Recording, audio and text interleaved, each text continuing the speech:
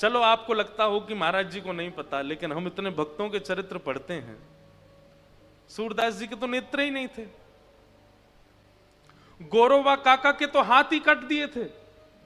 अरे कहां तक कहें, श्री जगन्नाथ महाप्रभु के परम भक्त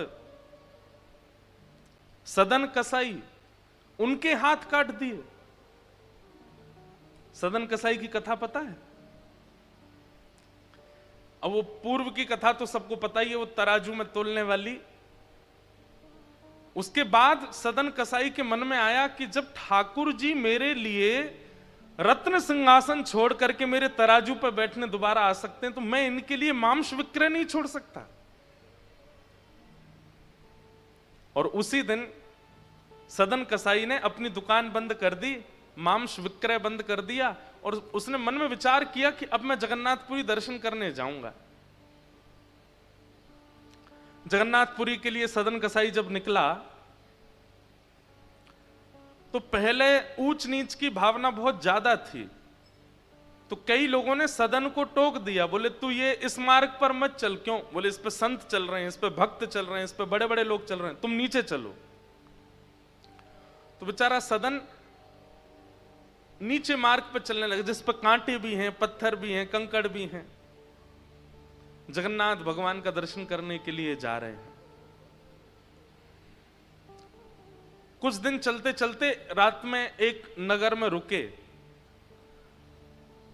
तो जहां सदन कसाई रुके वहीं पास में ही एक भवन था, एक घर था, और उसके ऊपर खिड़की पर एक परम सुंदरी युवती खड़ी थी, और उसका मन सदन जी पर आ चुका था। सदन जी ने उसको देखा तो देख करके उसको हाथ जोड़े प्रणाम किया, लेकिन उसका जो प्रत्युत्तर था वो अच्छा नहीं था। वो प्रत्युत्तर में आकर्षण के कुछ भाव कर रही थी। सदन जी ने अपने नेत्र नीचे किए और ठाकुर जी का स्मरण करने लगे। विपरीतता आई है जीवन में, ये ठाकुर जी परीक्षा ले रहे हैं। लेकिन यही परीक्षा पूरी नहीं हुई। उसने ऐसा कुछ इशारा किया कि वो सदन जी को बोली, अगर तुम मुझे स्वीकार करो तो मैं पहले से विवाहिता हूं, मैं अपने पति को मार के तुम्हारे साथ चल दूंगी। तो सदन जी ने उसको मना किया, लेकिन फिर भी मनचली स्त्री नहीं मानी। उसने पति को मार दिया और मार करके सदन जी के पास आ गई, और सदन जी से आगे बोली, मुझसे ब्याह करो, मेरे को अपने संग रखो। सदन जी चरण पड़े, बोले मैं तो कहां रखूंगा आपको, और मैं तो बस जगन्नाथ जी से मिलने जा रहा हूं, मेरा आगे का कोई भरोसा नहीं है, मैं कोई भविष्य जीने के लिए नहीं कर रहा हूं सब कुछ। बहुत सावधानी से सुनिए सब लोग, मेरा भविष्य कोई निश्चित नहीं है, आप मेरे भरोसे मत रहिए। अब वो युवती बोली, अरे तेरे लिए मैंने पति मार दिया अपना, उसको मार करके आई हूं, तू कह रहा है कि मैं तुम्हें स्वीकार नहीं करूंगा। मुझे स्वीकार करो, नहीं तो मैं हल्ला करके पूरे गांव को बुला दूंगी। सदन जी बोले, मैं बाकी सब सह लूंगा, लेकिन आपको स्वीकार नहीं कर पाऊंगा, क्षमा करो। और उस स्त्री ने हल्ला करके पूरे गांव को इकट्ठा किया, सबसे झूठ बोल दिया कि इसने मेरे पति को मार दिया। वैष्णव का एक स्वरूप होता है कि वो ज्यादा से ज्यादा शांत रहने का प्रयास करता है, बोलता कम है।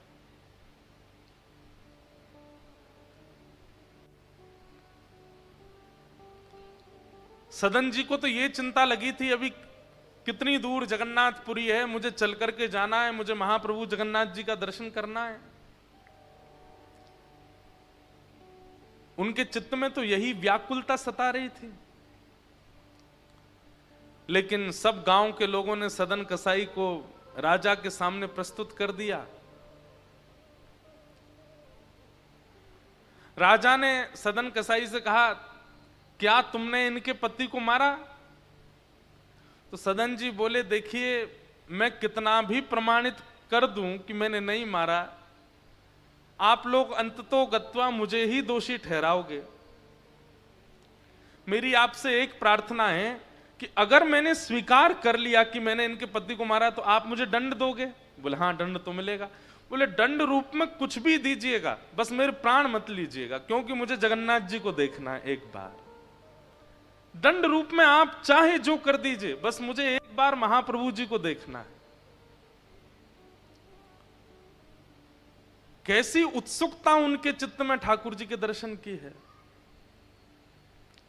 उनका दोष नहीं था, फिर भी उनको यह लग रहा था कि मैं जितनी देर यहां पर गवाहियां देता रहूंगा, बोलता रहूंगा कि मैंने नहीं मारा, मैं उतना समय और लगेगा महाप्रभु जी से मिलने में। उससे पहले उन्होंने कहा ठीक है मैंने किया है, अब जो दंड देना है दे दीजिए, बस मुझे मारिएगा नहीं, मेरे प्राणों को जीवित रहने दीजिए जब तक मैं जगन्नाथ जी को ना देख लूं। तो राजा ने कहा भाई जब पहली बार में ही व्यक्ति अपना दोष स्वीकार कर रहा है, एक काम करो इसके दोनों हाथ काट दो। जैसे ही राजा ने कहा दोनों हाथ काट दो, तुरंत सदन कसाई जी ने हाथ आगे किए, बोले तुरंत काट दीजिए।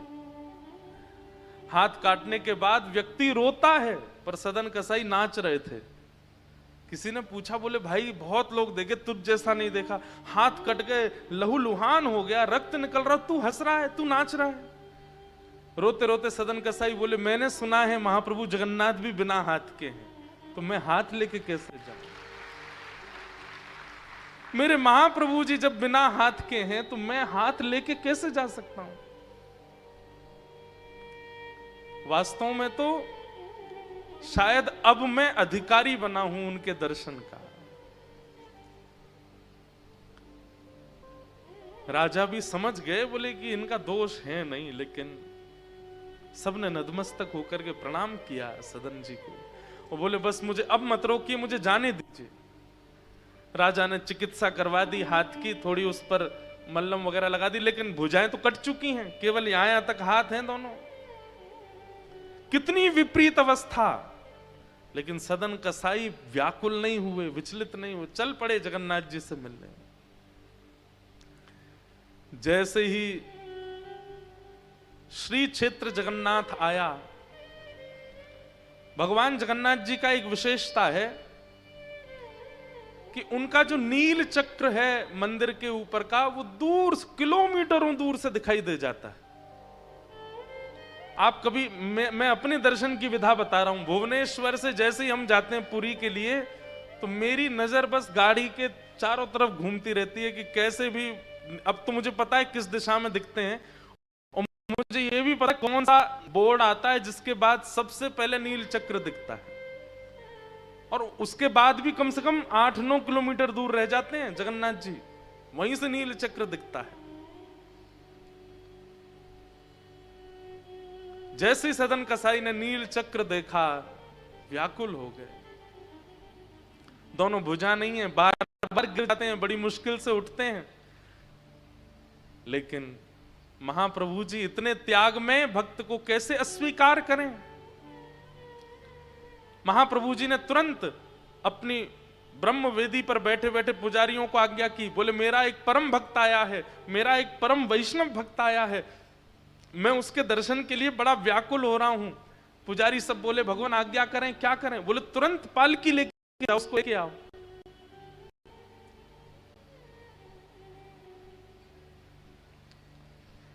पुजारी जी तुरंत पालकी लेकर के निकल पड़े। बोले कोई भगवान का, अच्छा ना तो ठाकुर जी ने रूप बताया, ना नाम बताया, ना कोई कदकाठी बताई, बस एक मेरा परम भक्त आ रहा है, उसको लेने पालकी लेके जाओ।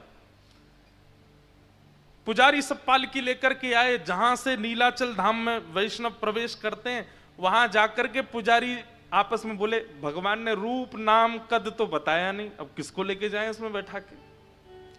तो पुजारियों ने कहा भैया सुनिए सुनिए सुनिए, महाप्रभु जगन्नाथ जी ने ये पालकी भेजी है और ये कहकर के भेजा है कि मेरा एक परम वैष्णव भक्त आ रहा है, आप में से जो परम वैष्णव हो इस पालकी पे बैठ जाओ। महाराज वहां तो लड़ाई होने लगी, सब लड़ने लगे हम हैं परम वैष्णव। दूर खड़े सदन कसाई अपनी कटी हुई भुजाएं ऐसे जोड़ करके बैठे थे।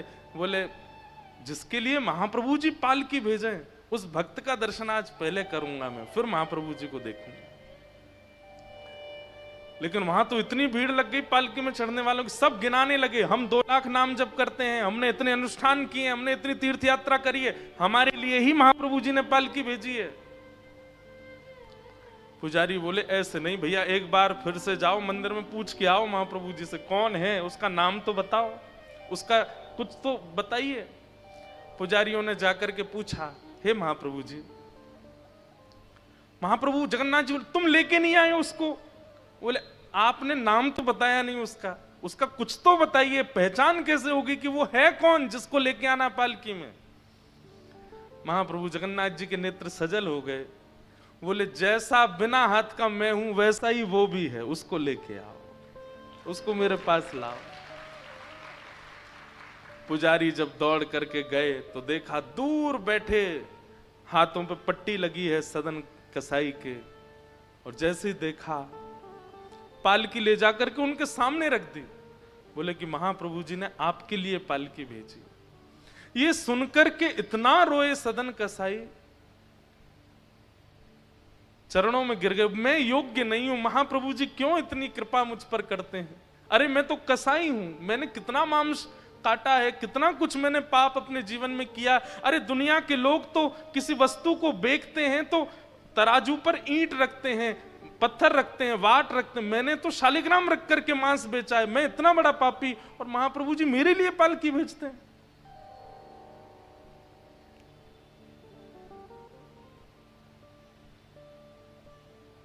पुजारियों ने कहा, बोले महाप्रभु जी हमको भी नहीं घुसने देंगे अंदर अगर आप नहीं बैठे तो। और पालकी पर सदन कसाई को इतनी शर्म आ रही है अपने ऊपर, क्यों मुझ पर इतनी कृपा करते हैं। और जैसे ही महाप्रभु जी के सामने गए, पहली बार जगन्नाथ महाप्रभु को देखा, यहां सदन के नेत्रों से आंसू और वहां महाप्रभु जी के नेत्रों से आंसू। जैसे ही सदन कसाई ने दंडवत प्रणाम किया, दोनों अपनी कटी कटी भुजाओं को जैसे ही महाप्रभु जी की ओर आगे किया, तुरंत उनकी भुजाएं प्रकट हो गईं और महाप्रभु जी ने कहा, अब दौड़ के आओ, हृदय से लगो हमारे। और सदन कसाई को ठाकुर जी ने हृदय से लगाया। ये बात हम क्यों सुना रहे हैं? जीवन में विपरीत अवस्था सबके आती है, मुझसे लेके पीछे खड़े व्यक्ति, हर इस संसार में कोई व्यक्ति नहीं बचता विपरीत अवस्थाओं से। अगर अब तक नहीं आई हैं तो तैयारी कर लीजिए, आने वाली होंगी, आएंगी जरूर। और आके चली गई हैं तो कुछ दिन सांस ले लीजिए, फिर आने वाली हैं, ये जाएंगी कहीं नहीं। ये संसार दुखालयम शाश्वतम, श्रीमद् भागवत जी में संसार को दुखालय कहा है, यहां दुख से कोई नहीं बच सकता। लेकिन उस दुख की घड़ी में ये कथा काम आती है, ये सत्संग काम आता है, ये प्रवचन काम आते हैं। उस समय बस अपने निर्णय और अपने विचारों पर ज्यादा बोझ मत लीजिएगा। जीवन में पहले ही बोझ आ चुका होगा, विचारों को धीमा रखिएगा। कठिन से कठिन स्थिति आ जाए, अपने विचारों को सत्संग युक्त रखिएगा। आप जैसे सदन कसाई निकल गए, जैसे परीक्षित निकल गए, जैसे मीराबाई निकल गई, ऐसे निकल जाओगे, उसकी विपरीतता नहीं होगी। और दूसरी बात, कई बार सिर में दर्द हो रहा हो और लेकिन उसी समय आप चलते चलते गिर गए, घुटने में चोट लग गई, तो सिर का दर्द भूल जाते हैं पर घुटने में दर्द याद रहता है, होता है ना? ठीक वैसे ही जब संसार की पीड़ा जीवन में आती है ना, उस समय व्यक्ति को अगर भगवत मिलन की पीड़ा आ जाए तो संसार की पीड़ा छोटी लगेगी, संसार की पीड़ा कम लगेगी। और जो भगवत मिलन की पीड़ा से पीड़ित है उसको संसार की पीड़ा लगेगी नहीं। राजस्थान में परम भक्ता हुई श्री करमेती बाई, बहुत ध्यान से सुनो, आगे वाले विशेष रूप से बहुत ध्यान से सुनो। करमेती बाई अपना घर छोड़ के वृंदावन भाग गई।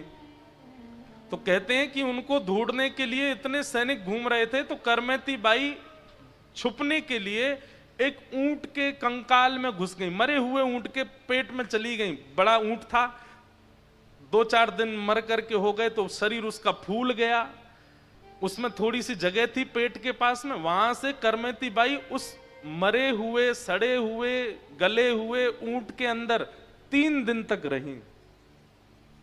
और 3 दिन बाद जब देखा कि सेना लौट गई, तब वृंदावन गई। तो जब करमेती बाई की बड़ी ख्याति हो गई, तो ब्रज के कई संत उनके पास जाते सत्संग करने। एक संत ने पूछा, हमने सुना है कि जब आप वृंदावन आ रही थी तो 3 दिन सैनिकों से बचने के लिए आप ऊंट के पेट में रही, मरे हुए ऊंट के कंकाल में आप छुप करके 3 दिन तक रही, आपको दुर्गंध नहीं आई? आपको अजीब नहीं लगा? आपको घृणा नहीं हुई? करमेती बाई का ऐसा उत्तर था। करमेती बाई कहती हैं, बोले जिसको संसार से घृणा हो जाएगी ना, जिसको संसार के विषय भोगों से घृणा हो जाएगी और भगवत भाव से प्रेम हो जाएगा, उसको ये छोटी मोटी तुच्छ घृणाओं से दुर्गंध नहीं आएगी। अभी संसार के विषय में आपको सुगंधी लग रही है, इसलिए ये घृणात्मक लग रहा है। पर जिस दिन भगवत मिलन की कामना, भगवत मिलन की इच्छा चित्त में होगी और संसार का विषय घृणात्मक लगने लगेगा, उस दिन ऊंट का कंकाल, शरीर की दुर्गंध, इन सब से कोई फर्क नहीं पड़ेगा। अभी संसार की माया बहुत सुगंधी दे रही है, इसलिए आपको वो ऊंट का कंकाल दुर्गंध युक्त लग रहा है। अरे ये संसार के विषय तो उससे भी ज्यादा दुर्गंध युक्त हैं।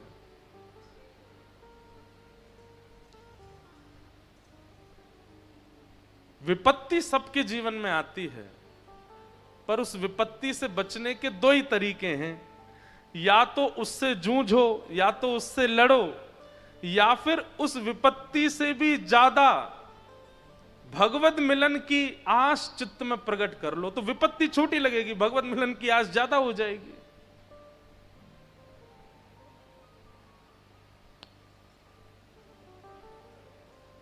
परीक्षित जी को श्राप लगा है,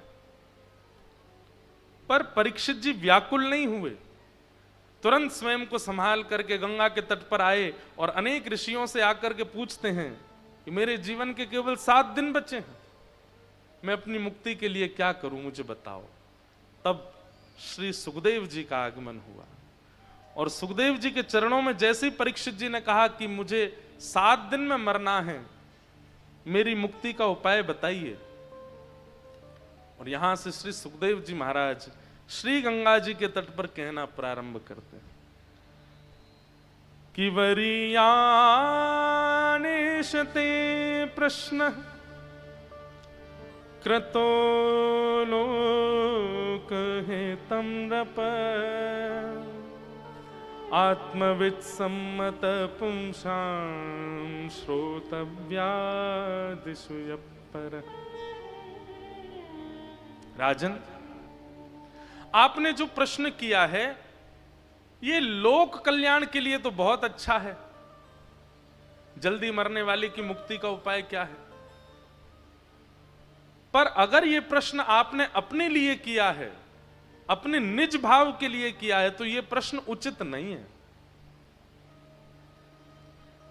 परीक्षित बोले तो मैं लोक में नहीं आता, मैं संसार में नहीं आता, मतलब संसार के लिए पूछा गया तो अच्छा है, मैं अपने लिए पूछूं तो अच्छा नहीं है, इसका मतलब क्या है?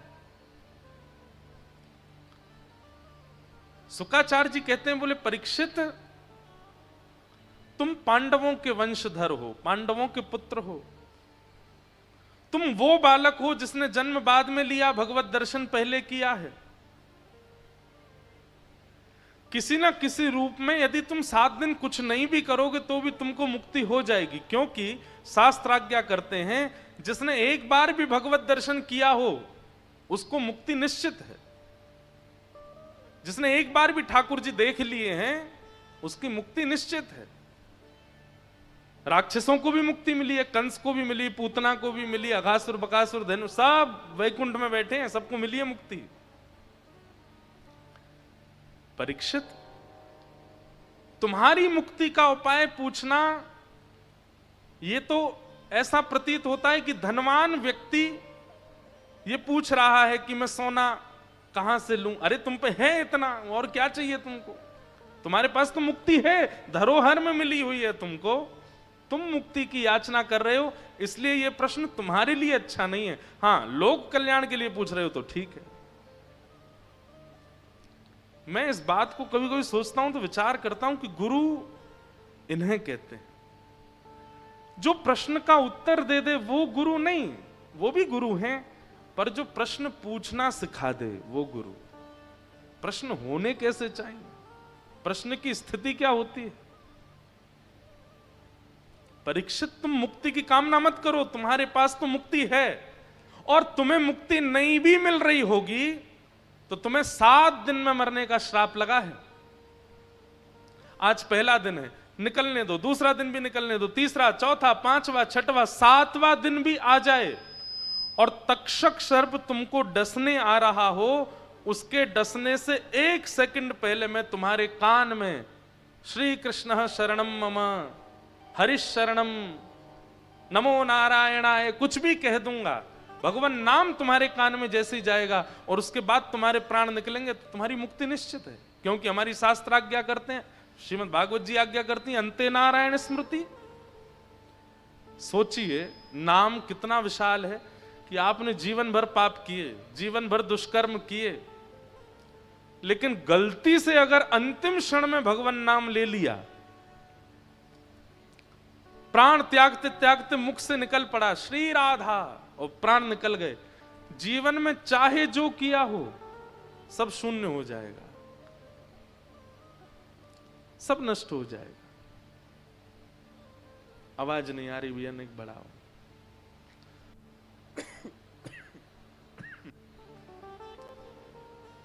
आप सबको आ रही है आवाज? किनको आ रही है हाथ ऊपर करो। थोड़ी थोड़ी और बढ़ा दो भैया।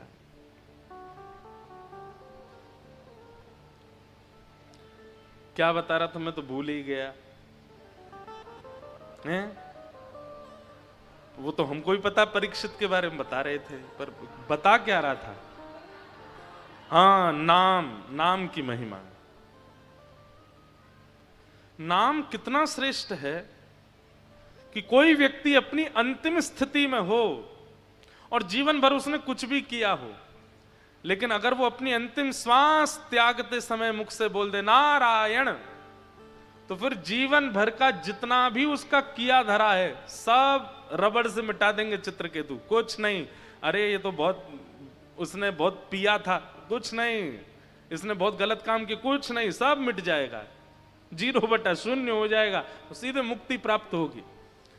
आप लोग कहोगे महाराज जी ये तो अच्छी बात नहीं, किसी ने इतना दुष्कर्म किया, परस्त्री संग किया, परपुरुष संग किया, मदिरा पान किया, मांस भक्षण किया, और वो तो नाम गा करके भगवत धाम चला जाएगा, उसका सब लेखा जोखा सब नष्ट हो जाएगा।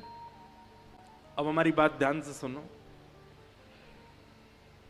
जन्म जन्म मुनि यतन कराही, अंतराम कही आवत नाही। बहुत ध्यान से सुनिए।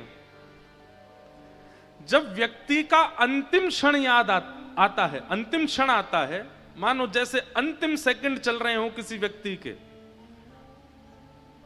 उन अंतिम क्षणों में उसको सब याद आ जाएगा सिवाय भगवान के। ठाकुर जी याद नहीं आते। और किसी व्यक्ति को पता भी चल जाए कि मेरा अंतिम क्षण है, मेरे प्राण जाने वाले हैं, तो उसकी बुद्धि में सब घूम जाएगा, जन्म से लेकर के मृत्यु पर्यंत एक एक वो सीन जो आप भूल चुके हो वो भी याद आते हैं। 2 वर्ष की, 3 वर्ष की, 4 वर्ष की अवस्था में क्या किया था, 5 साल की उम्र में, 7-8 सेकंड के अंदर सब घूम जाता है दिमाग में।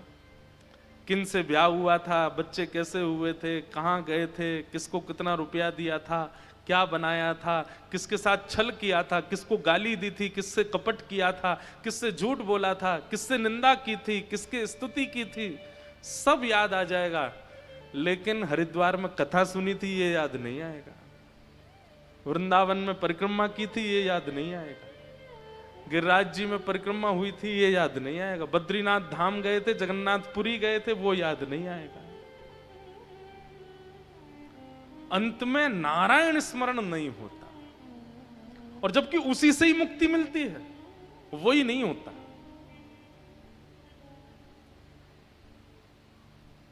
कोई व्यक्ति अगर अपने अंतिम क्षण में भगवान नाम सुन ले तो ये भागवत जी आदि शास्त्रों ने स्टैम्प पेपर पर साइन करके कहा है कि उसको मुक्ति मिल गई है, लेकिन ये संभव नहीं हो पाता। आप कहेंगे तो उसके लिए क्या करें? अंत में भगवान नाम आ जाए। उसके लिए जितनी श्वास है, जितना समय अभी जीवित है, उतना स्मरण कर लो। हाँ, एक बात हम दावे से कह सकते हैं, हमको तो कथा ही याद आएगी, क्योंकि हम करते ही कथा हैं जीवन भर। हमको तो लीला ही याद आएगी, हमको तो ठाकुर जी याद आएंगे और गिरधर लाल जी याद आएंगे। क्यों? जीवन भर किया ही क्या है? केवल तीर्थों में गए, धामों में गए, कथाएं की हैं, ठाकुर जी की सेवा की, अनुष्ठान किया है। भगवान करे नजर नहीं लगे इस बात को। जिस भाव की संख्या जीवन में ज्यादा होगी, अंतिम क्षण में वही स्मृति में आएगा।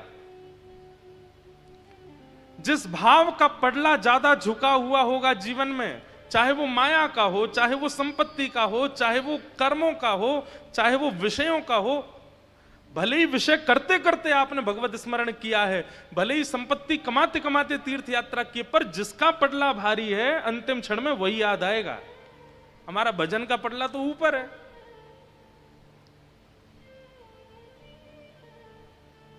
सीधी बात, आप संसार में इतने फंसे हैं कि वहां से समय निकाल करके भजन करते हैं। परिवर्तित होना चाहिए। भजन में इतने व्यस्त हैं कि भजन से समय निकाल के संसार को समय देते हैं, तो ऐसा हो सकता है अंतिम क्षण में भगवत स्मृति हो जाए। कई लोग कहते हैं, महाराज जी संतों के चेहरे में इतना आकर्षण क्यों होता है? वृंदावन के महात्मा इतने अच्छे क्यों लगते हैं? क्योंकि संसारी जीव संसार में व्यस्त रहता है, ठाकुर जी के लिए समय निकालता है। और संत जन ये भजन में व्यस्त रहते हैं, संसार के लिए समय निकालते हैं। कभी कभी पडला भारी कहां का ज्यादा है, अंतिम क्षण में वही स्मरण में आने वाला है। इसलिए हम ये नहीं कहते कि सब तज हरि भज, ये भी बात तो है, पर सबको प्रायोरिटी मत दो, प्रायोरिटी भजन को दो। बाकी सबको जीवन में स्थान दो, पर प्रायोरिटी में भजन होना चाहिए, प्रायोरिटी में ठाकुर जी होने चाहिए, प्रायोरिटी में सेवा होनी चाहिए। अब विपरीतता तो आएंगी, रुकावटें तो आएंगी, लेकिन करो। अंते नारायण स्मृति, अंत में भगवत स्मरण होना, ये सामान्य बात नहीं।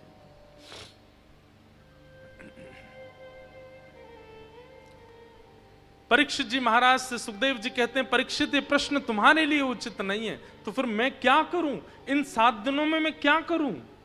आप तो कह रहे हैं मुझे मुक्ति मिल ही जाएगी, तो फिर इन 7 दिनों का उपयोग कैसे करूं? तब शुकाचार्य जी कहते हैं, तुम 7 दिन में मुक्ति की कामना मत करो, 7 दिन में भक्ति की कामना करो। मुक्ति और भक्ति में अंतर यह है कि मुक्ति मृत्यु के बाद भगवान का दर्शन कराती है और भक्ति जीवित अवस्था में भगवान का दर्शन कराती है। भैया एक बात हमारी ध्यान से सुन लो, अगर हमारे श्रोता हो तो पहली बात तो ये गांठ बांध लीजिए अभी इसी वक्त कि मृत्यु के बाद ठाकुर जी नहीं देखने हैं, पहले देखने हैं। जब तक प्राण है, जब तक जीवन में चेतना है, जब तक जीवन चल रहा है, उसी क्षण में भगवत दर्शन करना है। मृत्यु के बाद की चिंता नहीं करनी है। कई लोगों की ऐसी धारणा बन चुकी है कि ठाकुर जी तो मृत्यु के बाद ही मिलते हैं। नहीं, अगर वृंदावन से जुड़े हुए हैं आप लोग, यदि श्रीधाम जाते हैं, कथाएं सुनते हैं, ब्रज लीलाओं में आपकी रुचि है, निकुंज के भाव सुनते हैं, पद पदावलियों का गान करते हैं, तो आपकी ये धारणा परिवर्तित होनी चाहिए। मृत्यु के बाद भगवत दर्शन नहीं, जीवित अवस्था में। मीराबाई ने जो जो बात यहां कही है, ये मुझसे आप तक किसी में भी करने की सामर्थ्य नहीं है, पर ये सारी चीजें होती हैं, हम सबके घर में होती हैं। कहां? ठाकुर जी करते हैं ये सब। कैसे? रैन पड़े तब ही उठ जाऊं। रात में हम सोते हैं, ठाकुर जी उठे ही रहते हैं हमारे। रात में ठाकुर जी सोते हैं। आप जो चैन से सो रहे हो, अगर ठाकुर जी उठे तो ही सो रहे हो, ठाकुर जी सो गए होंगे ना तो रात भर आपके नेत्रों से अश्रुपात होंगे। ठाकुर जी उठते हैं, हम सोते हैं, और सुबह उठते ही हम बस केवल उनको उठा के स्नान करा के बैठा देते हैं। रैन दिना बाके संग खेलूं, ये भी ठाकुर जी करते हैं। बैठे ही रहते हैं, बस इंतजार करते हैं समय मिलेगो, मेरे सामने आवेगो, नेक देर बैठेगो, मुझसे बात करेगो, आरती करेगो, पूजन करेगो, मुंह कछु खवावेगो। और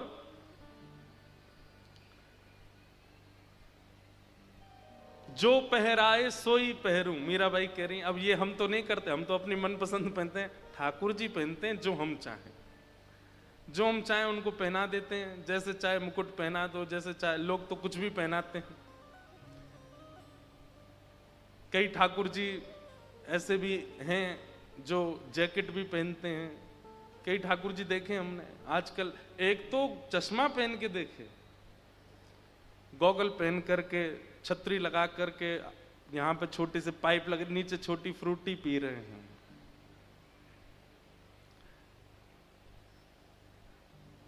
जो पहरावे सोई पहरूं, ठाकुर जी करते हैं ये काम, हम नहीं करते। और जो दे सोई खाऊं, जो दे देते हैं सो खा लेते हैं। कई बार घर में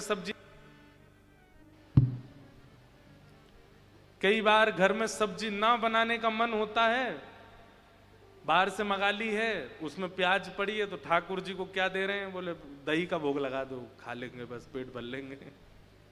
खा लेते हैं बेचारे।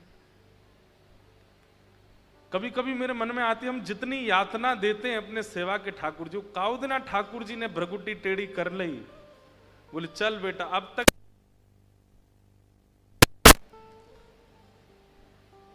आपके मन में पता है क्या आएगा, इससे बढ़िया तो मैं प्राण त्याग दूं। हम सेवा करते हैं, सेवा के नाम पे आडंबर करते हैं, सेवा थोड़ी होती है हमसे।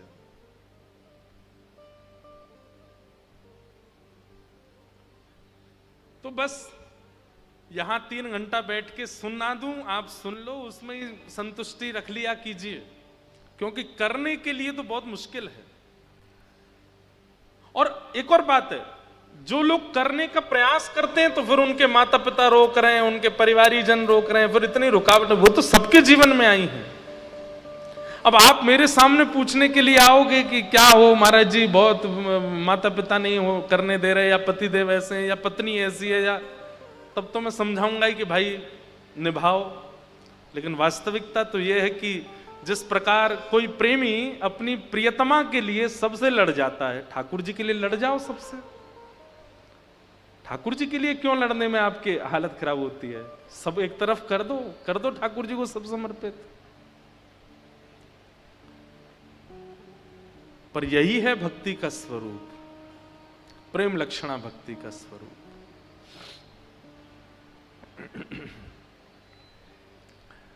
परीक्षित जी महाराज को श्री शुकाचार्य जी कहते हैं कि तुम भक्ति मांगो, मुक्ति नहीं। भक्ति का मतलब जीवित अवस्था में भगवान, मुक्ति का मतलब तुमको जाना पड़ेगा उनके पास, भक्ति का मतलब वो आएंगे तुम्हारे पास, वो करो जिससे वो आवे। उद्देश्य हमारा कथा सुनने का, वृंदावन जाने का, नाम जप करने का, गुरु शिक्षा दीक्षा लेने का यही होना चाहिए। मृत्यु का क्षण आवे उससे पहले मुझे साक्षात राधा रमन लाल दिख जाएं, ये उद्देश्य। सुखदेव जी महाराज की बात मान करके परीक्षित जी ने चरणों में निवेदन किया कि भगवान आप मुझे भक्ति का मार्ग बताओ, मुझे मुक्ति की इच्छा नहीं है। और तब श्री शुकाचार्य जी महाराज ने कथा सुनाना प्रारंभ किया। और कथा सुनाने में सबसे पहले सृष्टि का प्रसंग पूछा, सृष्टि कैसे बनाई, उसके बारे में हमें विस्तार से बताओ। शुकाचार्य जी ने विस्तार से सृष्टि का प्रसंग सुनाया। सृष्टि प्रसंग के मध्य में ही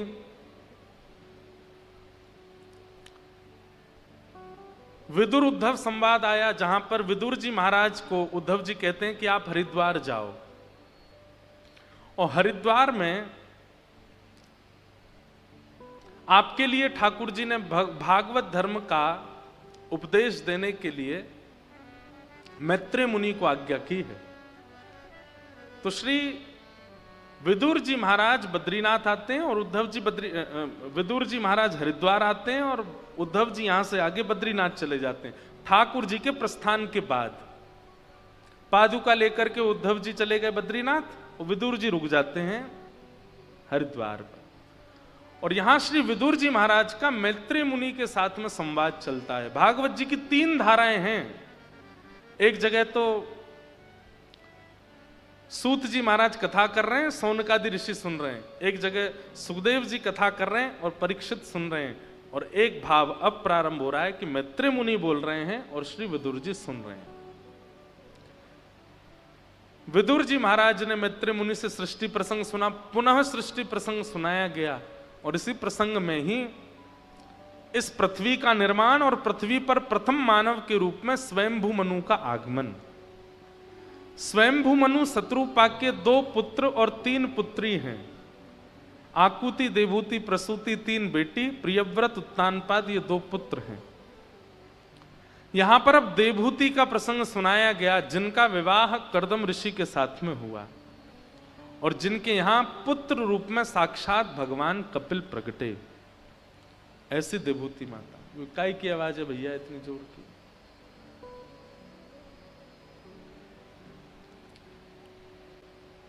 सब लोग देखो, सुनो। आज ठाकुर जी का जन्म होना है ना, तो कंस के पहरेदार आ रहे हैं धीरे धीरे। जेल में अनुकूलता तो होती नहीं है, प्रतिकूलता ही होती है, तभी तो ठाकुर जी जन्म। जेल में मतलब जहां प्रतिकूलता उसको नाम जेल है। आज प्रतिकूलता कुछ ना कुछ आ ही रही है, यहां से आवाज आ रही है, कभी कुछ हो रहा है। तो मैं क्या बता रहा था? कपिल भगवान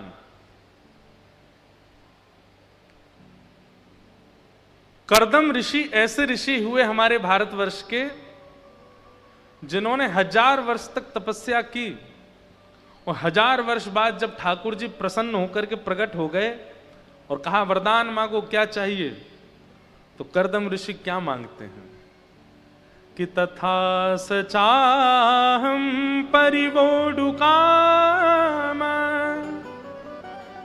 समानशीलाम ग्रहमेधधेनुम उपेयवान मूलमशेषमूलम दुराशय कामदुदांग्रिपस्य।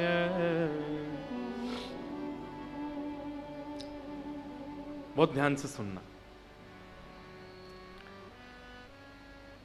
कर्दम ऋषि भगवान जब प्रकट हो गए 1000 वर्ष बाद, तो कर्दम ऋषि कहते हैं नाथ एक ही वरदान दे दो। बोले क्या?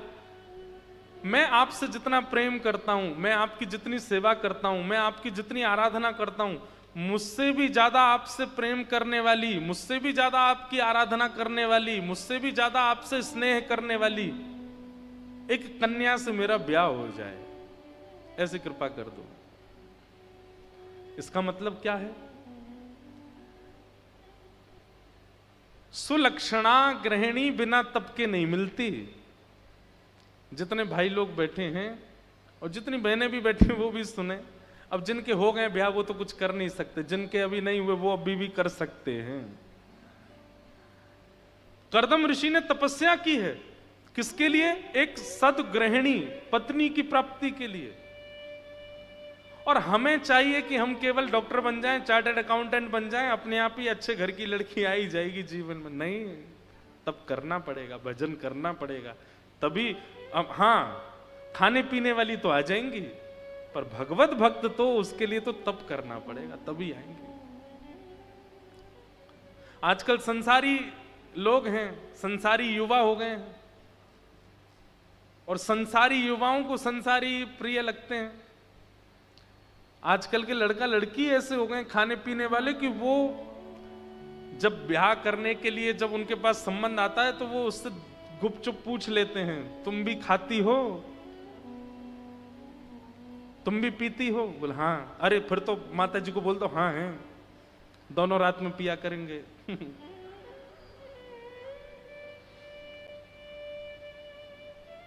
बहुत विचित्र संसार हो गया है। पहले ऐसे कहा जाता था कि लड़का खाता पीता नहीं हो तो ही ब्याह करेंगे, अब यह है कि खाता पीता होना चाहिए, हमारी बेटी रह ही नहीं पाएगी। ये कलयुग नहीं है तो क्या है? कहां किसी समय पर गुण देख करके ब्याह किया जाता था, अब ये देखा जाता है अवगुण नहीं है तो मैं कैसे रहूंगा। ये कितना विचित्र संसार है। आजकल स्कूल यूनिवर्सिटी के बच्चे, हम जाता हूं मैं कभी कभी यूनिवर्सिटीज में, तो वहां देखने में आता है सबसे कम मित्र उन लोगों के जो बहुत सुधरे हुए हैं, और सबसे ज्यादा मित्र उनके जो बिगड़ैल हैं, एक नंबर के। जो बालक रात्रि 10:30 11 बजे सो जाता हो, बच्चे उससे बात नहीं करते, बोले अरे भाई ये तो बहुत सुधरा हुआ है भाई, हमारे संग नहीं निभेगी तुम्हारी। इसलिए अब तप करना पड़ेगा, ब्याह के लिए तप करना पड़ेगा। करदम ऋषि ने किया। एक बात बताएं, अनुकूल पत्नी मिले, अनुकूल पति मिले, भगवान की बहुत बड़ी कृपा। और अगर प्रतिकूल पत्नी मिले, प्रतिकूल पति मिले, तो भगवान की बहुत बड़ी कृपा, विशेष कृपा। अनुकूल मिले तो कृपा, और प्रतिकूल मिले तो विशेष कृपा। आप कहोगे कैसे? अनुकूल मिले तो दोनों बैठ के कथा सुनना, और अगर प्रतिकूल मिले तो उसके हिस्से का जो प्रेम है वो भी ठाकुर जी को दे देना। अब अनुकूल मिलेगा तो प्रेम में भी विभाजन होगा ना। अनुकूल अगर मिलेंगे जीवन साथी तो प्रेम में विभाजन होगा, थोड़ा प्रेम उनको देना पड़ेगा, अनुकूल है। लेकिन प्रतिकूल मिले तो पूरा ही पूरा ठाकुर जी को दे दो, लो इनके बटका भी आपको अर्पित। एक हमारे परम भक्त हुए भारतवर्ष में, उनका नाम था श्री तुकाराम जी महाराज।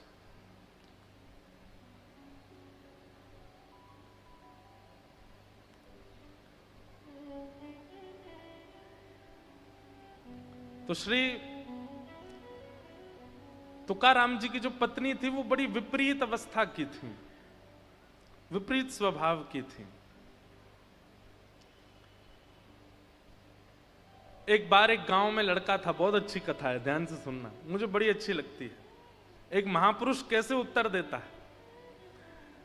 तो तुकाराम जी, जिनके आगे महाराष्ट्र के मराठा राजा छत्रपति शिवाजी महाराज भी नतमस्तक होते थे, वो तुकाराम जी अपनी पत्नी की लड़ाई और चिकचिक से इतने मतलब बेचारे परेशान तो नहीं होते थे, लेकिन बहुत लड़ती थी, तो इसलिए घर से, गांव के बगल में एक पर्वत था, उसके ऊपर पूरे दिन सुबह चले जाते थे, रात को उतर के आते थे नीचे, पूरे दिन वहीं रहते थे। तुकाराम जी से मिलने छत्रपति शिवाजी महाराज आते, बड़े बड़े संत आते, बड़े बड़े महापुरुष आते थे, लेकिन पत्नी उनका बिल्कुल आदर नहीं करती थी, पत्नी बिल्कुल सम्मान नहीं करती थी। एक दिन एक गांव का बालक, पूरा घर उसके पीछे पड़ा था, तू ब्याह कर ले, ब्याह कर ले, ब्याह कर, उसको करना नहीं था। तो उसने अंतिम बार अपने परिवार के लोगों से कहा, ठीक है तुम लोगों को चाहते हो मैं ब्याह कर लूं? बोले हाँ। तुकाराम जी से कहलवा दो कि ब्याह कर ले तो मैं कर लूंगा, क्योंकि उसको पता था तुकाराम जी नहीं बोलेंगे कि ब्याह कर लो। भाई दूध का जला दूसरे को भी दूध जला हुआ पीने नहीं देता, छाछ फूंक फूंक के पीता, ये तो बात है, पर दूध का जला दूसरे को सावधान कर दो, भाई फूंक मार के पियो, गर्म है।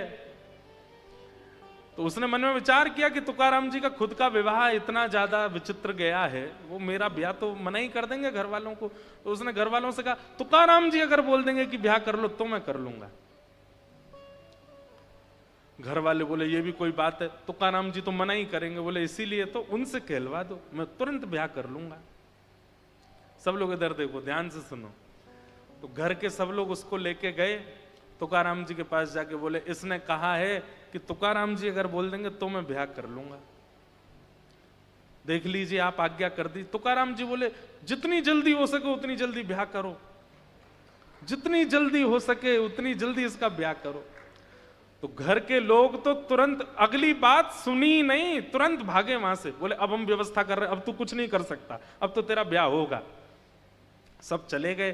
तो उसने चरण पकड़ लिए तुकाराम जी के, बोले आप ये तो आपने गलत किया, आप महापुरुष हैं, आप श्रेष्ठ जन हैं। और श्रेष्ठ जन अगर देख लेते हैं कि मार्ग में कांटे पड़े हैं तो दूसरों को सावधान कर देते हैं कि तुम मत आना, कांटे हैं। आप कैसे?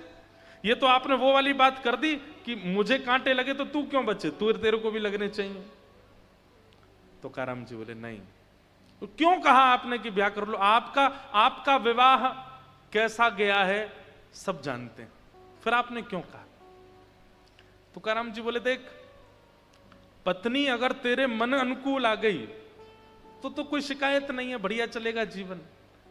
और पत्नी यदि विपरीत आ गई तो एक गांव में 2 तुकाराम हो जाएंगे, एक मैं भी एक तू भी। तू भी भजन करियो संग बैठ के।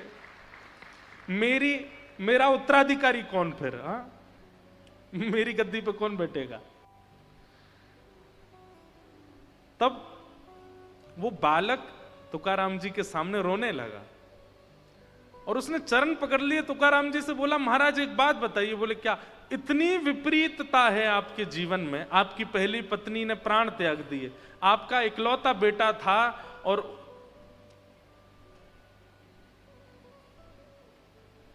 अकाल पड़ने की वजह से उसकी मृत्यु भी हो गई, दूसरा विवाह हुआ आपका, दूसरी पत्नी इतनी तेज आई कि वो आपको मार तक देती है सबके सामने।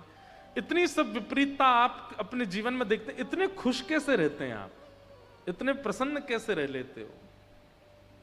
हमारे जीवन में एक कष्ट आता है तो हम तो कितने दिन तक चिंता में रहते हैं, पर आप इतने कष्टों में रहते हो भी इतने प्रसन्न कैसे हो? तुकाराम जी महाराज ऐसा उत्तर देते हैं। तुकाराम जी कहते हैं,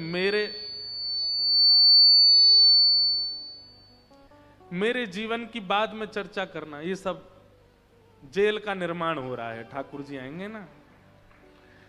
तो तुकाराम जी बोले, एक तो मेरा एक स्वरूप और है कि मैं कथा और भूल जाता हूं, जरा सा भी कोई यहां से उठता भी है ना तो भूल जाता हूं, इतनी मुझे सावधानी से कथा कहनी पड़ती है।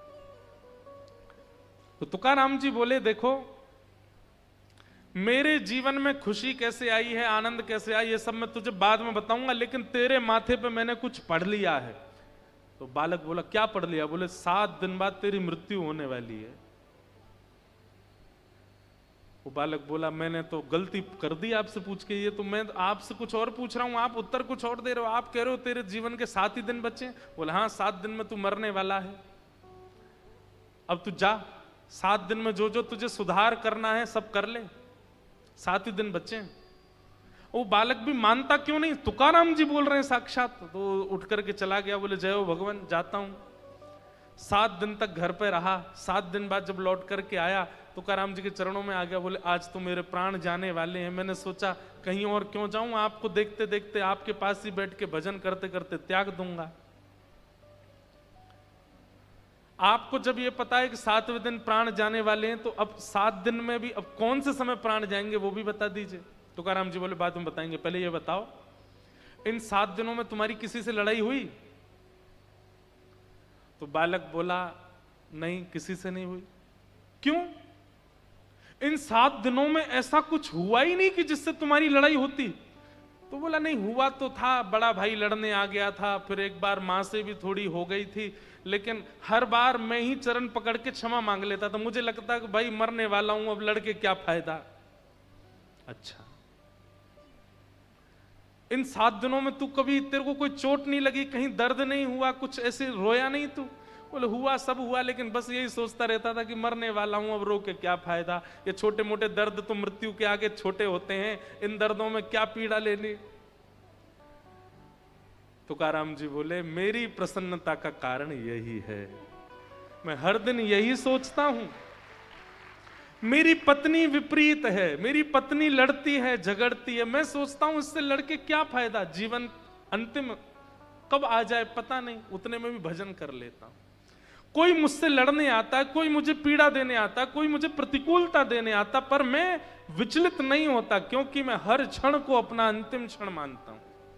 मुझे लगता है कि अभी मैं इससे लड़कर के अगर अपना समय व्यर्थ कर दूंगा, कहीं अगले ही क्षण मेरे प्राण चले गए तो, इसलिए मैं सब जगह अपनी गलती स्वीकार कर लेता हूं, प्रसन्न रहता हूं, भगवत भजन करता रहता हूं। बालक ने चरण पकड़ लिए, बोले, आप ही मेरे गुरु हो, मैं क्या पूछता हूं और आप कैसे उत्तर देते हो। वो बात देख करके मैं आनंदित हो गया। मैं अभी ब्याह कर रहा हूं आपकी आज्ञा से। तुरंत उसने ब्याह किया और तुकाराम जी ने उसका जीवन संवार दिया। सोचिए, ये सब भक्त जन, ये सब संत जन, ये सब महापुरुष जन, ये लोग ऐसा जीवन जी के हमें सूत्र दे करके गए कितने। इसलिए प्रतिकूल पत्नी अगर मिले, पति मिले, तो उसके बट का जो प्रेम है वो भी ठाकुर जी को दे देना। आप अपने भाग्य को बस मान लीजिएगा, जो था वो मिला है, और स्वीकार करके भगवत भजन करो। अनुकूल होता तो दोनों करते, प्रतिकूल है तो अकेले करो। हर स्थिति में सम रहो। तो कर्दम ऋषि ने भगवान से कहा कि मुझे अनुकूल पत्नी मिले। और कैसी अनुकूल? सुंदर नहीं, सुशील नहीं, मेरे समान आपसे प्रेम करने वाली, मुझसे भी ज्यादा आपसे प्रेम करने वाली पत्नी मिले। भगवान इतने प्रसन्न हो गए। भगवान बोले चिंता नहीं करो, स्वयंभू मनु की पुत्री देवहूति से तुम्हारा ब्याह होगा। और मैं तुम्हारे इस भाव से इतना प्रसन्न हूं, इतना प्रसन्न हूं कि तुम्हारे यहां पुत्र के रूप में मैं ही जन्म लूंगा। तुम्हारे यहां मैं जन्म लेके आऊंगा, जाओ। और कर्दम ऋषि के यहां 9 पुत्रियों ने जन्म लिया और 10वें संतान के रूप में भगवान कपिल का प्रादुर्भाव हुआ। बोलो कपिल भगवान की। जिन्होंने सांख्य शास्त्र का निरूपण किया, दर्शन शास्त्र की व्याख्या की, पूरे विश्व को सांख्य योग से अवगत कराया। अद्भुत ज्ञान के प्रणेता श्री कपिल भगवान देवहूति माता के साथ में सुंदर संवाद करते हैं। उस कथा को बड़े भाव से यहाँ पर सुनाया गया। सब, अब कथा तो बहुत बड़ी है, अनेक बार कही है विस्तार से, सबको प्रणाम करते हैं। आगे देवहूति माता की 2 और बहन हैं, आकुति और प्रसूति, इनका प्रसंग सुनाया गया। फिर इनके 2 भाई प्रियव्रत, उत्तानपाद। तो यहां उत्तानपाद राजा की 2 पत्नी सुनीति और सुरुचि। बड़ी पत्नी से पुत्र का जन्म हुआ, नाम हुआ ध्रुव, और छोटी पत्नी के पुत्र का नाम हुआ उत्तम। छोटी पत्नी के प्रति ज्यादा आकर्षण की वजह से बड़ी पत्नी का त्याग कर दिया। बड़ी पत्नी के पुत्र ध्रुव जब 4-5 वर्ष की अवस्था के हो गए तो अपनी मां से पूछने लगे, मां मेरे पिता कौन है? जब पिता का परिचय दिया कि सामने जो राजभवन है इसमें जो राजा हैं वही तुम्हारे पिता हैं। अपने पिता को देखने के लिए ध्रुव जी जैसे ही राजभवन में गए तो पिता की गोद में दूसरा बालक देखा, छोटी मां का बेटा। वो देख करके ध्रुव जी के मन में आया कि इस गोद का अधिकारी तो मैं भी हूं। जैसे ही अपने पिता की गोद में जाने के लिए आगे बढ़े, छोटी मां ने रोक दिया और कहा कि वो तुम्हारे पिता हैं पर मैं तुम्हारी मां नहीं हूं, इसलिए तुम इस राज्य गद्दी पर नहीं बैठ सकते। अगर तुम्हें अपने पिता की गोद में बैठना है या उस राज्य गद्दी पर बैठना है तो भगवान का भजन करो, भगवान को प्रसन्न करके प्रकट करो। और जब भगवान कहें वरदान मांगो तो वरदान में यह मांगना कि मेरा जन्म छोटी मां के गर्भ से हो, मेरे गर्भ से जन्म लेकर के जब आओगे तब बैठोगे यहां। छोटे से ध्रुव जी महाराज रोते रोते अपनी मां के पास। अब ये सब कथाएं ना, इनका विस्तार इतना सुंदर है।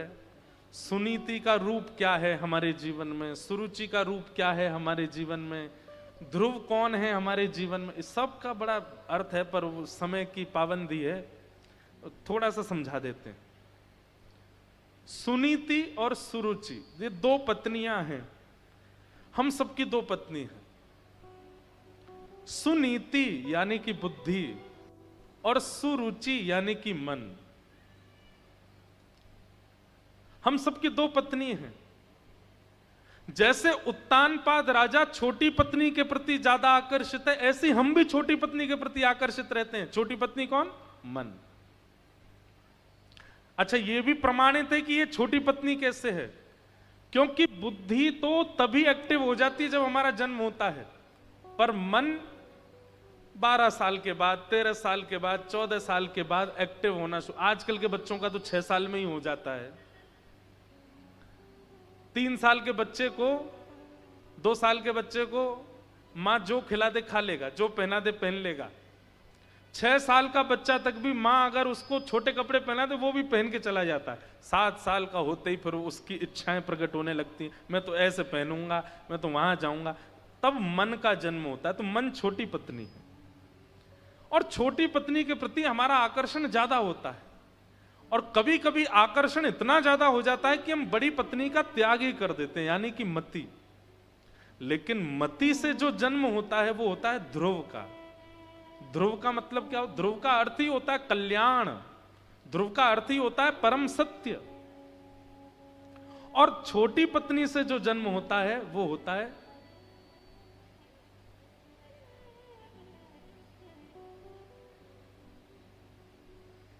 सुनीति के पुत्र ध्रुव और सुरुचि के पुत्र उत्तम।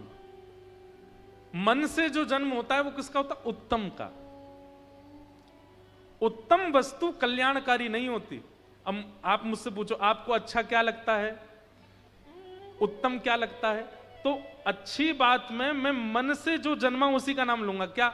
रसगुल्ला अच्छा लगता है, तो रसगुल्ला एक ही अच्छा है। जैसे ही 2 खाने शुरू किए, 3 खाया, 4 खाया, फिर वो बिगाड़ेगा ही। मन से जन्म लेने वाली वस्तु कल्याणकारी नहीं हो सकती, वो कुछ समय की प्रिय हो सकती है। लेकिन हम लोग मन के इतने आदी हो जाते हैं कि बुद्धि का त्याग कर देते हैं। आप लोग कहोगे महाराज जी तो फिर क्या करें, बुद्धि के अधीन रहना चाहिए? नहीं, इसका अर्थ क्या है? मन और बुद्धि दोनों अलग अलग विचार ना करें। ये दोनों जब अलग अलग विचार करते हैं तभी व्यक्ति महासंसारी हो जाता है। बुद्धि अलग विचार करती है, मन अलग विचार करता है। आध्यात्मिक व्यक्ति कथा सुनते सुनते, गुरु आश्रय में रहते रहते उसका क्या होता है? बुद्धि और मन ये एक धारा हो जाती है। जो मन की इच्छा होती है वही बुद्धि की इच्छा। और ये दोनों एक तभी हो सकते हैं जब मन में और बुद्धि में, दोनों में श्री कृष्ण बैठे हो। बुद्धि में संसार, मन में श्री कृष्ण, तो भी विलग होगा। बुद्धि में श्री कृष्ण, मन में संसार, तो भी विलग होगा। और इन दोनों में यदि श्री कृष्ण हो गए तो एक धारा हो जाएगी, और वही व्यक्ति आध्यात्मिक पथ, भक्ति पथ का पथिक बन के श्री कृष्ण की प्राप्ति कर लेगा, अपने जीवन का उद्धार कर लेगा। हमारी कथा में एक नियम बनाऊंगा मैं कि भाई खाली हाथ मत बैठो। ये तो सूत्र ऐसे सुंदर कभी कभी आते हैं मंच से लिखने वाले हैं। ये जीवन के कितने सूत्रों का उत्तर मिलता है यहां से। तो बड़ी पत्नी के पुत्र ध्रुव को डांट दिया छोटी पत्नी ने। ध्रुव जी महाराज मां के पास रोते हुए गए कि मां, छोटी मां ने ऐसा कहा, वन में जाके भगवान का भजन करके उनको प्रसन्न करके छोटी मां के गर्भ से जन्म हो मेरा, ऐसा वरदान मांगू। तो बड़ी मां ने कैसे समझाया ध्रुव को? ध्रुव को बोली, बेटा व्यक्ति क्या बोलता है उसमें ग्रहण करने वाली क्या बात है, केवल उतना सुना करो, उसके अलावा सब छोड़ दिया करो। छोटी मां ने तुमसे क्या कहा? वन में जाके भगवान को भजन करके उनको प्रसन्न करो, बस यहीं तक सुनो। इसके आगे क्या कहा उसका विचार मत करो। मां हो तो ध्रुव की मां जैसी। और कहा, बेटा तू अभी जा वन में। ये संकेत समझ कि ठाकुर जी ने किसी से तुझे कहलवाया है कि तू वन में आके मेरा भजन कर, मैं तो तैयार बैठा हूं तुझसे मिलने को। जो ध्रुव जी रोते हुए गए थे वो नाचने लगे मां के आगे। मां, आपने ऐसा समाधान बताया। बोले कि और जाते जाते छोटी मां के पैर और छूना, कि उन्होंने संकेत दिया है कि भगवान तुझसे मिलने के लिए वन में बैठे हैं, जा। एक बात आपको समझ आएगी बंधुओं, कि ध्रुव जी की भक्ति में भगवत प्राप्ति का सबसे बड़ा कारण क्या बना? उत्साह, एक्साइटमेंट, जो उनकी मां ने प्रकट कर दिया है। बोले तेरे लिए भगवान वन में ही बैठे हैं, इसीलिए छोटी मां के माध्यम से तुझे संदेश भिजवाया कि तू वन में आ। ध्रुव जी इतने उत्सुक हो गए, अब उनको कुछ नहीं दिख रहा है, और उत्सुकता में चले गए वन की ओर। नारद जी महाराज मार्ग में मिले। नारद जी ने भी परीक्षा ली ध्रुव जी की, उसमें पास हो गए। तब नारद जी ने उनको 12 अक्षर मंत्र प्रदान किया। नमो भगवते तुभ्यं वासुदेवाय धीमहि प्रद्युम्नाय अनिरुद्धाय नमः संकर्षणाय च इसी श्लोक का द्वादशाक्षर मंत्र क्या बना? ओम नमो भगवते वासुदेवाय। ये द्वादशाक्षर मंत्र है। जरूर बंधुओं गंगा जी में स्नान करके, और थोड़ा सा अंग गंगा जी में ही हो, चाहे पेट तक हो, कंठ तक हो, गंगा जी में बैठ करके जितनी क्षमता हो इस मंत्र का मनी मन जाप करना है। और जाप करते समय नेत्र खोले नहीं रखने, किसी को देख रहे हो उसको, उतनी देर ठाकुर जी का स्मरण करो। जो स्वरूप आपको प्रिय लगता है, राधा रमन लाल प्रिय लगते हैं, गिरधर लाल प्रिय लगते हैं, जगन्नाथ प्रिय लगते हैं, उस स्वरूप का चिंतन करके कर माला, माला ले सको तो अच्छा, नहीं तो कर माला करके इस द्वादशाक्षर मंत्र को जरूर गंगा जी में बैठ के जपो। आपको अनुभव होगा, अच्छा अनुभव होगा। ये द्वादशाक्षर मंत्र दिया, ध्रुव जी महाराज मधुवन में गए और मधुवन में जाकर विराजमान होकर के शंख चक्र गदा पद्म धारण करके श्रीमन नारायण ध्रुव जी के सामने प्रकट हो गए। बोलो भक्त वत्सल भगवान की। ध्रुव जी आ गए, भगवान आ गए। लोग कहने लगे 5 महीने में कैसे मिल गए? ठाकुर जी की प्राप्ति के लिए समय की अवधि कितनी होनी चाहिए? कितनी पता है? एक क्षण, एक क्षण में भी वो आपको मिल जाएंगे, यदि वो एक क्षण परिपूर्ण उत्सुकता से भरा होगा तो। नहीं तो लगे रहो सालों साल नहीं मिलेंगे ठाकुर जी। एक बात लिख लीजिएगा, आपके नियम से, साधन से, व्रत से, तप से ठाकुर जी प्रसन्न होते हैं, पर यदि इन नियम, साधन, व्रत, तप में उत्सुकता नहीं है तो ठाकुर जी मिलने में समय लगाएंगे। एकादशी करते हैं, पर कैसे करते हैं? भार, आज तो मेरे मित्र का जन्मदिन है, क्या करें, एकादशी आ गई, अब तो मैं कुछ खा ही नहीं सकता, सारे छोले भटूरे खा रहे हैं, मैं तो देख ही नहीं सकता। अगर इस भाव से एकादशी भी कर रहे हो ना, तो उत्साह शून्य हो गई, और उत्साह शून्य होते ही आपके नियम का, आपके व्रत का, आपके भाव का हनन हो जाता है। इसलिए भैया तीर्थ यात्रा, ध्यान से सुनना, तीर्थ यात्रा, व्रत, नियम, नाम जप और कथा, इन पांचों में कुछ हो चाहे ना हो, उत्सुकता भरपूर होनी चाहिए। जब तक बिना उत्सुकता के इनका आप पालन करोगे, इनसे कोई फल प्राप्त होने वाला नहीं है। नाम जब आप जपते हैं तो उस समय यह नहीं होनी चाहिए 14 माला जपनी है, 11 माला जपनी है, गुरुजी ने 21 माला के लिए कहा, जल्दी जल्दी पूरी करूं, अरे क्यों नहीं हो रही। कई लोग जाप करते हैं ना, हम भी बचपन में जब करते तो जब करते करते अंदर देखते कितनी दूर रह गई अभी वो सुमेरु कब आएगा ऊपर। नहीं महाराज, जब करते करते सुमेरु आ गया और आपकी 11 माला पूरी हो गई तो मन में क्षोभ हुआ, इतनी जल्दी क्यों हो गया नाम पूरा, ये अभी और क्यों नहीं बढ़ा, और क्यों नहीं चला। 7:15 बजे जैसे ही मैं बोलूं कि अब हम कथा कल सुनाएंगे, तो आपके मुख से जैसे पीड़ा की आह निकलती है ना, ऐसे निकल पड़े कि अरे इतनी जल्दी कथा क्यों पूरी हो रही है, अब फिर कल 4 बजे तक प्रतीक्षा करो। और व्यास जी भी हमारे 4:30 से पहले तो आते नहीं है। विचार करें, ये व्याकुलता, उत्सुकता से ठाकुर जी मिलते हैं। बाकी जप, नियम, तप, वह कुछ भी हो, उत्सुकता। ध्रुव जी को भगवान मिले और भगवान की ध्रुव जी ने स्तुति गाई। भक्ति मुहु प्रवहताम त्वयि में प्रसंगो भूयादनंत महताम अमलाशयानाम येनांजसौल्वण मुरुव्यसनम भवाब्धिम निश्ये भवद्गुण कथा मृतपान मत्त। हे नाथ, मुझे व्यसनी बना दो। क्या कह रहे हैं ध्रुव जी? मुझे व्यसनी बना दीजिए। भगवान बोले व्यसनी? किस चीज का व्यसन करना है? बोले आपकी कथा का व्यसन हो जाए, ऐसी कृपा कर दो। आपकी कथा सुनने का मुझे व्यसन लग जाए। व्यसनी व्यक्ति कैसा होता है? सब लोग इधर देखो, व्यसनी व्यक्ति कैसा होता है पता है? बहुत तेज सिर में दर्द हो रहा है, क्या करें? तो थोड़ी सी पी लो, ठीक हो जाओगे। बहुत चिंता हो रही है। अच्छा चलो, संसारी पीने वाली वस्तु का नाम तो नहीं लेंगे, चाय, चाय भी व्यसन है। सिर में दर्द हो रहा, चाय पिला दो। अभी अभी भोजन किया, थोड़ी थोड़ी चाय और पी लें हैं। अब तो नींद आ रही है, चाय पी के सोएंगे। सुबह उठ गए, चाय पिलाओ।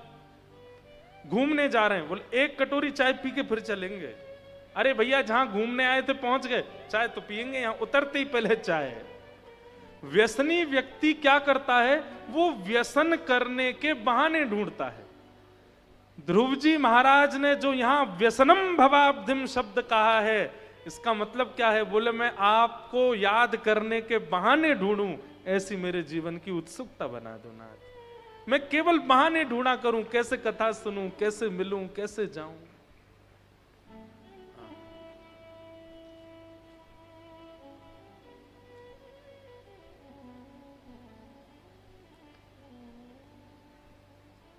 हम बहाने नहीं ढूंढते। कई लोग ढूंढते हैं, कई आते हैं बच्चे, हम महाराज जी घर पे झूठ बोल के आए हैं कथा सुनने। हमें लगता है कि कोई नहीं, अब तुम थोड़े और पास पहुंच गए ठाकुर जी के, कथा के लिए झूठ बोलने लग गए हो, बहाने ढूंढने लगे हो कथा सुनने के। अच्छा, व्यसनम भवाब्धिम। ध्रुव जी महाराज ने ठाकुर जी से बस यही मांग। भगवान बोले, ए ध्रुव मेरी एक बात सुन, तू मांगने तो निकला तो कुछ और वजह से था। पिता की राज्य गद्दी पर बैठना था और यहां आकर के तूने गद्दी का चर्चा भी नहीं करी।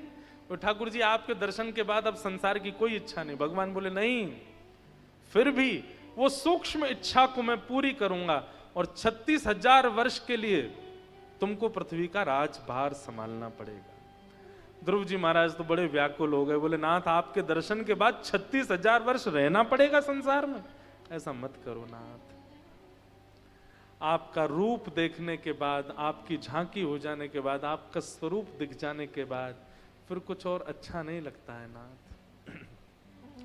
कृपा करके ये भाव मत करो। ठाकुर जी बोले, नहीं, ये तो तुम्हें करना पड़ेगा, जाओ, जाकर के पृथ्वी पर राज शासन करो। और ध्रुव जी को इस प्रकार भगवान ने अपना अनुगत्य प्रदान किया।